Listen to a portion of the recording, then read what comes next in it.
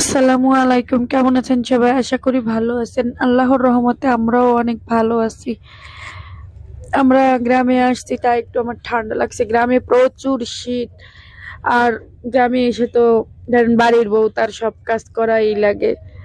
তো কাজ কাম করতেছিলাম। শীতের সকাল, আমরা ঢাকায় উঠি ঘুম থেকে 10টা 10:30 বাজে। আর গ্রাম গায়ে তো ফজরের আজানের পর পর সবাই উঠে যায়, তো আমারও উঠা লাগে। তো সকালবেলা আমার শ্বশুর মাছ নিয়ে এসছে অনেকগুলা, 3,000 টাকার মাছ নিয়ে এসছে। তো সেইখানে বিভিন্ন প্রকারের মাছ ছিল। তো এখন সকালবেলা রান্না করতেছিলাম। রোদও উঠে গেছে, মাছটা সবগুলো কেটে ধুয়ে পরিষ্কার করে নিতে নিতে রোদ উঠে গেছে। এই যে হচ্ছে আমার নানি শাশুড়ি জাল ঠেলতেছে, আর আমি এদিকে বসে বসে এই পাশে রান্না করতেছি। নানু শুধু জালই ঠেলে, আর আমি এদিক দিয়ে যা যা লাগবে আর কি মশলা টসলা সবকিছু দিচ্ছি। তো গ্রামে আর পরিবেশ আসলে অনেক ভালো। যারা থাকেন তারা তো জানেন, গ্রাম গায়ে সবকিছু পাওয়া যায়, টাটকা মাছ খাওয়া যায় দেশি।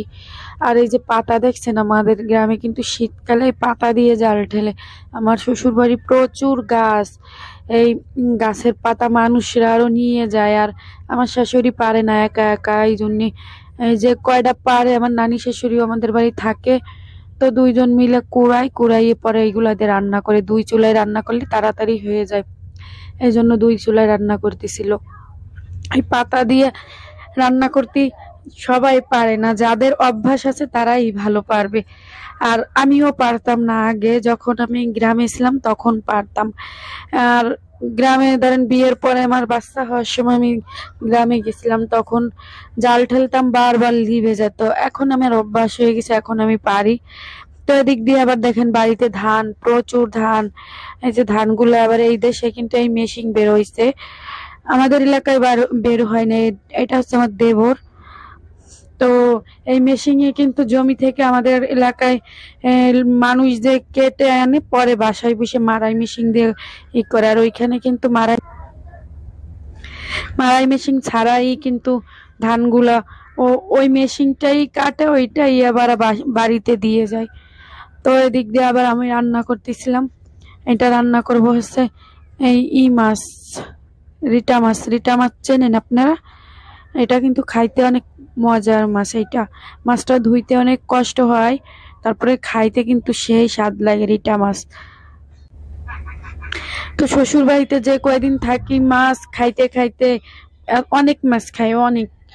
3 বেলা 4 বেলা আর কি রান্না করে, 3টা 4টা করে মাছ রান্না করে, এক একটা একটা করে খাই, প্রচুর মাছ খাই। কিন্তু ভিডিও করার টাইম থাকে না আসলে। আমরা আসলে আমার ননদরাও আসে, তারপরে পিঠাটা বানাই, রুটি পিঠা খাই, অনেক প্রকারের পিঠা বানাই। তো পিঠার ভিডিও আছে, দেখাবো আপনাদেরকে। আর কাজ করা লাগে, বাচ্চা আছে 2টা, আমার একটা, আমার ননদের একটা। তো বাচ্চারা একটু দুষ্টুমি করে, তো ভিডিও করা হয় না আসলে, গ্রাম গায়ে বেশি হয় না, এই জন্য বেশি ভিডিও করি নাই। মাছ দিয়ে একটু একটু নিছি। তো এইটুকুনি আপনাদের দেখাবো। এটা আমার রিটা মাছ রান্না করা হয়ে গেছে। কেমন হয়েছে সবাই কমেন্ট করে জানাবেন। আর এইদিকে আবার আমি অন্য একটা মাছ রান্না করব, চিংড়ি মাছ। আমার ছেলের জন্য ওর দাদা একটা চিংড়ি মাছ আনছে। তো এই একটা মাছ, আরো মাছ আছে ছোট ছোট, কিন্তু ওইগুলা আমরা রেখে দিছি, ঢাকা নিয়ে আসবো দেখে। আর একটা মাছ বড়, এটা আবার ছুলে আবিদের জন্য রান্না করছি। তো আবিদ আবার খাইনি এই মাছটা পরে।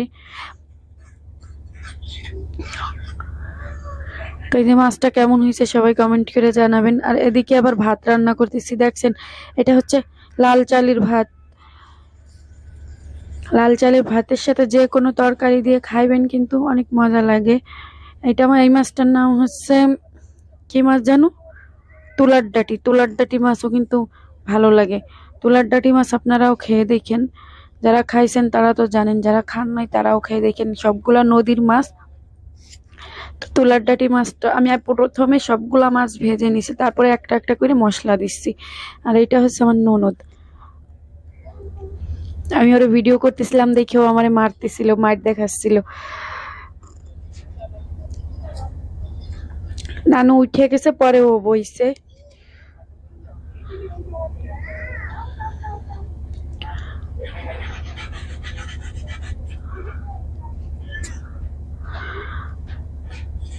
এইগুলা ধনিয়ার পাতা ক্ষেত থেকে নিয়ে আসা, ধনিয়ার পাতা টাটকা। এই যে আমার মাছগুলো সব রান্না হয়ে গেছে। মাছে বেশি ঝোল রাখি নেই, ঝোল রাখা খায় না, এদিকে শুধু ভাজা ভাজাই বেশি পছন্দ করে, ভুনা ভুনা, এই জন্য বেশি ঝোল রাখি নেই। আর আমরা একটু ঝোল খাওয়া পছন্দ করি। এটা হচ্ছে আরেকটা মাছ, এই মাছটা হচ্ছে বৈরাগী মাছ।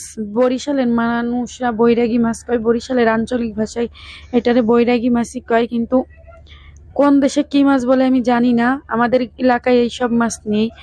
এটা আমি এই দেশে এই গ্রামেই প্রথমে দেখছি।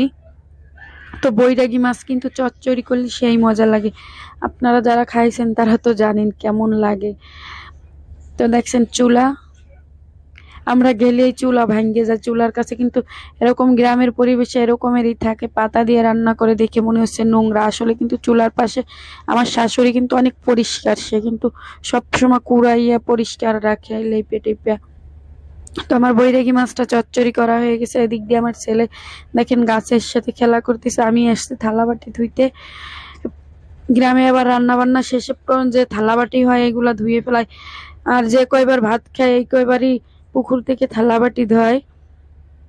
তো আমরা এই সব কাজ পুকুরে করি, কলও আছে কিন্তু কল অনেক টাইট, কলে চাপতে ভাল লাগে না, এই জন্য আমি কলে করি না, চাপা লাগে না কিছু না, খালি ধুয়ে নিব। তো এইগুলো আমি থালা বাটিগুলো ধুচ্ছিলাম।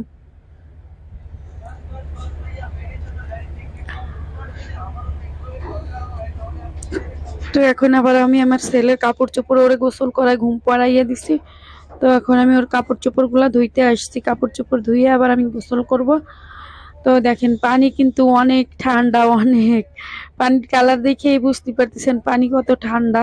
আর এখন কিন্তু একটু দেরিও হয়ে গেছে রান্না বান্না সবকিছু করতে, সব ঘরের কাজ গুছাই রাখতে হয়, বাড়ির বউদের তো ঘরের কাজই গুছাইতে হয়। আর আমার শাশুড়ি কিন্তু আমাদেরকে বলে যে আমরা এখানে যত না গোসল করি, কিন্তু পুকুরেই ভালো লাগে গোসল করতে, তাড়াতাড়ি হয়ে যায় আর কোনো ঝামেলা নাই, কল চাপা টাপা লাগে না। তো পানি অনেক ঠান্ডা ছিল।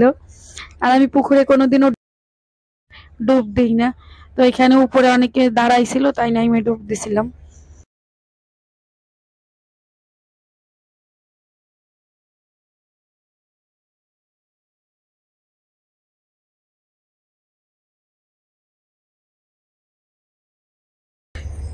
তো সবাই ভালো থাকবেন, সুস্থ থাকবেন, ভিডিওটা ভালো লাগলে লাইক কমেন্ট শেয়ার করবেন, যারা ফলো দেন নাই তারা ফলো দেবেন। আল্লাহ হাফেজ।